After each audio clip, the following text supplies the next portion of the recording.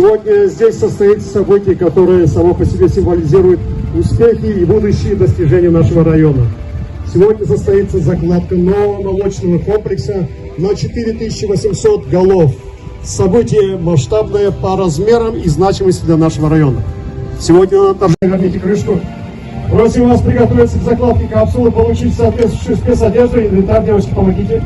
В торжественном мероприятии присутствует глава Кукмурского муниципального района Дмитриев Сергей Дмитриевич, заместитель премьер-министра Республики Татарстан, министр сельского хозяйства и продовольствия Республики Татарстан Зиапаров Марат Азатович.